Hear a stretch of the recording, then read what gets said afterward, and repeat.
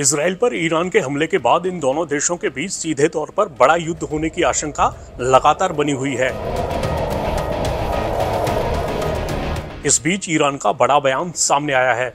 Iran के उप विदेश मंत्री ने कहा है, इजराइल को जो जवाब मिला है अगर वो उसे स्वीकार कर लेता है और तर्क संगत व्यवहार करते हुए अपना सामान्य रुख जारी रखता है तो ईरान कोई कार्रवाई नहीं करेगा। लेकिन अगर किसी भी कारण से इजराइल हमारी जमीन के खिलाफ, ईरानी लोगों के खिलाफ और ईरानी हितों के खिलाफ छोटी सी भी कार्रवाई करना चाहता है तो उसे निश्चित रूप से एक निर्णायक और कठोर जवाब का सामना करना पड़ेगा। इसके साथ ही उन्होंने कहा कि इस जवाब में पहले की तरह वक्त नहीं लगेगा। मतलब उन्होंने साफ कर दिया कि सीरिया में ईरानी वाणिज्य दूतावास पर हमले के बाद ईरान के जवाबी हमले में जो वक्त लगा वो भी अब नहीं लगेगा। दरअसल ईरान ने सीरिया के हमले के लिए इजराइल को जिम्मेदार बताया था। आपको ये पूरी कहानी बताएंगे, उससे पहले ये भी जान लीजिए कि दूसरी तरफ इजराइल भी तीखे तेवर दिखा रहा है।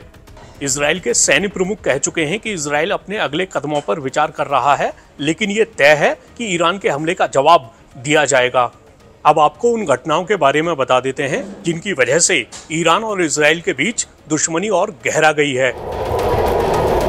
तारीख 7 अक्टूबर 2023 फिलिस्तीनी उग्रवादी संगठन हमास इजराइल पर भयानक हमला कर देता है। ये वही हमास है जिसे इजराइल के खिलाफ ईरान के सहयोगी के तौर पर देखा जाता है। तो हमास के हमले में न सिर्फ बड़ी संख्या में लोगों की मौत हो गई, बल्कि हमास ने इस हमले के दौरान लोगों को बंधक भी बना लिया। इन बंधकों को गजा ले जाया गया। जब इजराइल ने जवाबी हमला किया तो हमास और उसके बीच युद्ध शुरू हो गया। ये युद्ध अभी तक जारी है। इस बीच ईरान समर्थित हिजबुल्लाह ने भी लेबनान से इजराइल की ओर हमले शुरू कर दिए और इजराइल भी उनका जवाब देने लगा। उधर यमन में सक्रिय ईरान समर्थित हूती विद्रोहियों ने लाल सागर में इजराइल की ओर जाने वाले जहाजों पर हमला करना शुरू कर दिया। इसके बाद इस प्रमुख व्यापार मार्ग पर हूतियों का खतरा इतना बड़ा हो गया कि प्रमुख शिपिंग कंपनियों ने इस क्षेत्र से आना जाना ही बंद कर दिया। मतलब व्यापार के आधार पर भी हूतियों के इन हमलों का असर दुनिया के कई हिस्सों पर पड़ने लगा। ऐसे में अमेरिका ने अपने और सहयोगी देशों के हितों को बचाने की दलील देकर हूती विद्रोहियों के ठिकानों पर ताबड़तोड़ हमले किए। हूती विद्रोही यहाँ तक कह चुके हैं कि जरूरत पड़ने पर वो फिलिस्तीनियों के समर्थन में इजराइल के खिलाफ सीधे युद्ध में उतरने को भी तैयार हैं। ये सब चल ही रहा था कि इसी बीच पिछले दिनों सीरिया में ईरान के वाणिज्य दूतावास पर हमला हो जाता है। ईरान ने इस हमले के लिए इजराइल को जिम्मेदार ठहराते हुए कहा था कि इजराइल को इसके नतीजे भुगतने होंगे। फिर शनिवार रविवार की दरमियानी रात ईरान ने इजराइल पर सीधे तौर पर हमला कर दिया।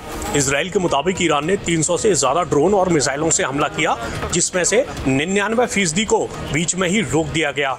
अब ईरान और इजराइल के बीच सीधा युद्ध छिड़ने की आशंका काफी बढ़ गई है। इजराइल कह चुका है कि वो उस तरीके और समय पर इसकी कीमत वसूल करेगा जो उसके लिए उपयुक्त होगा। ऐसे में अगर इजराइल ने ईरान पर सीधा हमला किया और फिर ईरान ने भी पलटवार किया तो इस बात की पूरी आशंका है कि ये युद्ध महायुद्ध में तब्दील हो सकता है। अगर ऐसा हुआ तो दुनिया के बड़े हिस्से पर इसका बुरा असर पड़ना तय है।